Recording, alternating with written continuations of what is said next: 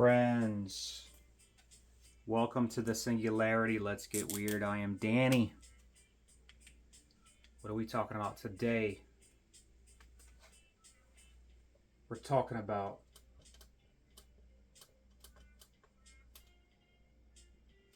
transmutation. What is transmutation? Good question. This is alchemy. What is alchemy? Good question. Turning lead to gold, my friends. What does that mean? It means turning difficulty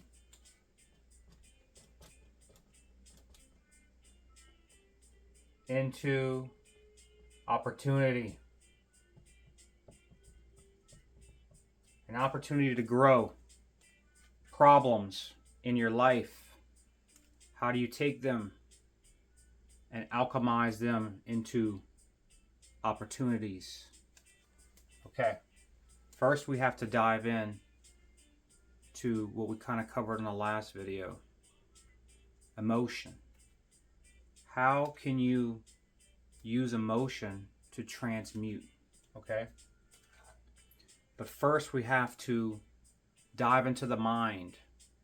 Okay. What is in your mind, my friends? Is it peace? Is it harmony? Is it chaos? How can you turn chaos into clarity? Picture this. Picture a room. Okay? And this room is your mind. All of the inputs that you have during the day. Say you wake up in the morning. First thing in the morning, the alarm's gone off. The alarm's gone off again. Fourth time, alarm's gone off.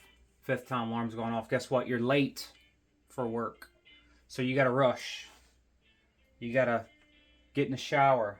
Your next thought is, I gotta brush my teeth. The next thought is I gotta get, oh shit, I gotta get gas on my way to work.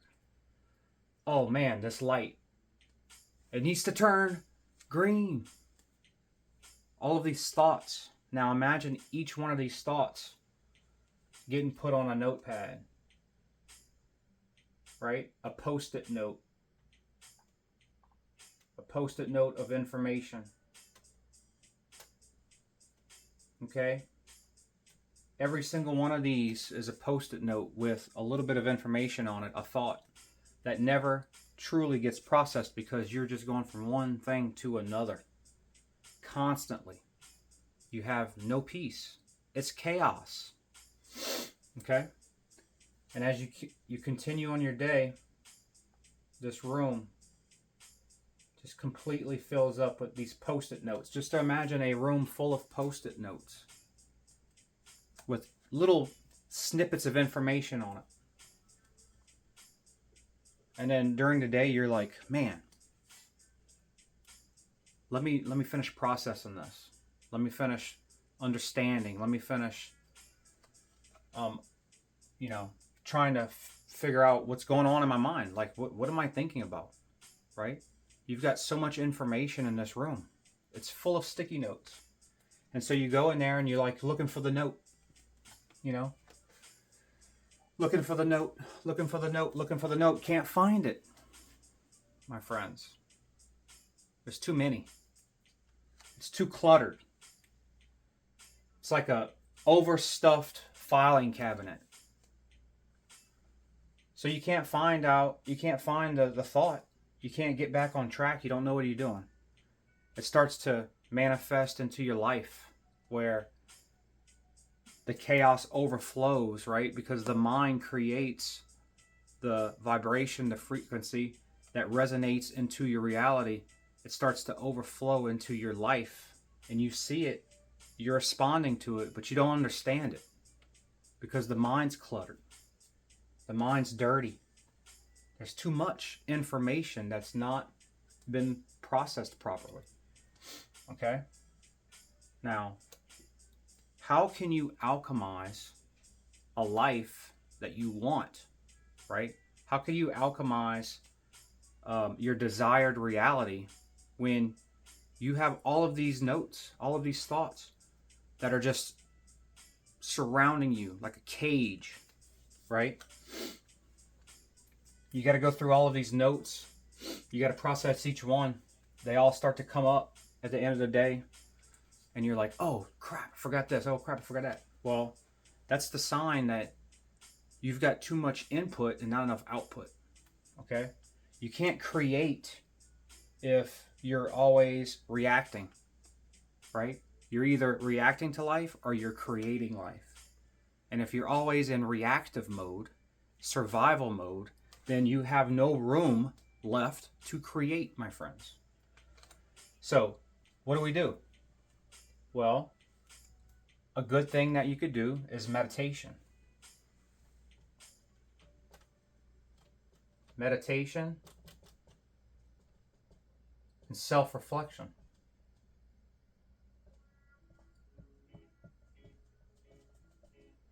Okay? What does meditation do? It forces you to sit. It forces you to bear witness to your thoughts, to let them come in. And this is all about observation. If you could begin to observe each one of your thoughts without attachment, without actually writing it down, but just seeing it and letting it go, then you'll find actually that it's pretty tough, right? Because your mind wants to get pulled.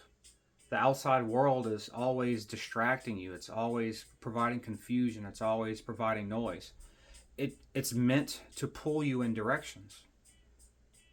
But if you stop allowing it to do that, if you start to center yourself like the eye of the storm, you become the harmony, you become the peace. The void there, the void is your divinity. You start to tap into this divinity, right? And all of the problems that you had, they may still be there. That's right. It's truth. But they don't affect your life as much. They don't affect your inner being as much. And whenever you don't allow it to affect your inner being as much, you could start to create the desired reality you want. Okay? Now, meditation, like I said, is a way to do this. It is tough to sit in stillness. Try it. Just try it. Go out there and try it. But once you master this, you understand that the feeling, right? It's a feeling. It's not anything someone can describe to you. It's a feeling of peace. And like we always say, you can only have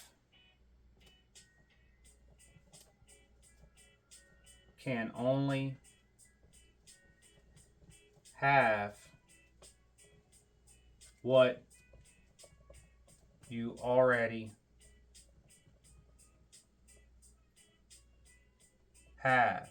What's that mean, friends? The universe will only give you what you are.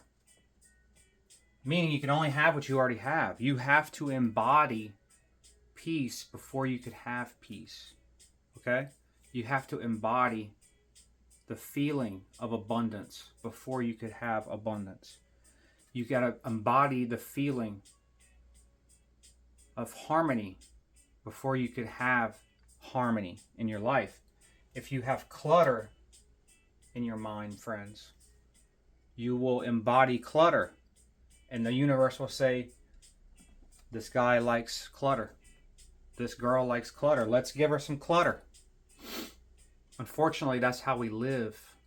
We live in our mind. We do live in our mind, but most people live in the projected reality. They validate it, right? They say, man, my life's a mess. But they don't realize that it's their mind that's creating the projection, okay? Because it's unclean. You can only have what you already have, all right? The law of polarity.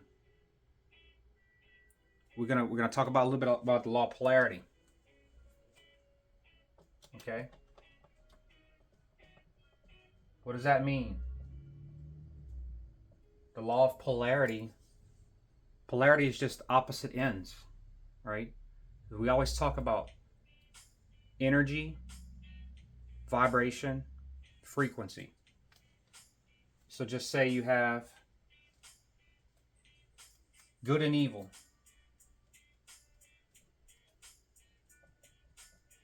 Good and evil.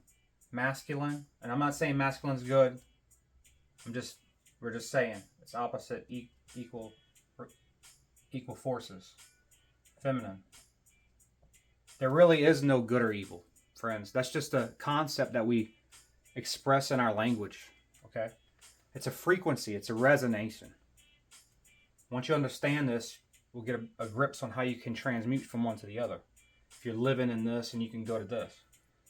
Good, masculine, feminine. Negative, positive, rich, poor. Negative, and positive. Rich and poor. Okay?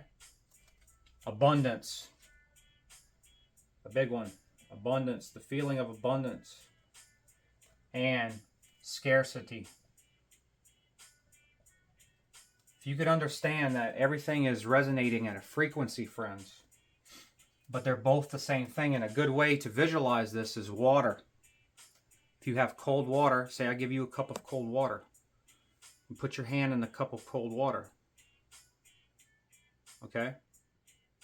Or let's just stop that. If I give you a cup of hot water, you put your hand in the hot water and you say, ooh, this water's hot. Right? Because your senses tell you that in this real world. That is what your senses are for, is to extrapolate information and guide you. Okay? To give it meaning, friends. But you put your hand in the water, it's hot. Okay? I take the water away. I come back a little while, the same cup of water. You put your hand in it again, it's cold. The same water. Friends, it's the same water. With two different frequencies. Two different outcomes. Okay? Now, imagine hot and cold being on this spectrum. How do you transmute from one to the other? Well, it's what you apply your energy to. It's how you direct your energy and emotion. That's what we covered in the last video. Energy and emotion. Energy from your mind, your thoughts, your mind, plus emotion from your heart, which is the strongest electromagnetic field. When you tie these two together and you direct that energy, okay, remember what we talked about. If you define something as a struggle, you're going to manifest the struggle of, so say if you define money as struggle, then the universes are going to allow you to manifest struggle because you define it as money. You define the money as the struggle. So if you're looking for money, it's going to give you the struggle because that's how you defined it. Remember, that's where you're driving your energy and your emotion to. You really feel that way. You really feel that way. So if you could take your emotion and your energy and your concentration, your focus, and focus on abundance in your life. Okay, because life's happening. Remember, we always talk about this. Life is flowing. It's always expanding and contracting. Your eyes, the tides, right? The universe. Okay? Everything, the heart, expansion, contraction, your breathing, expansion, contraction. As above, so below.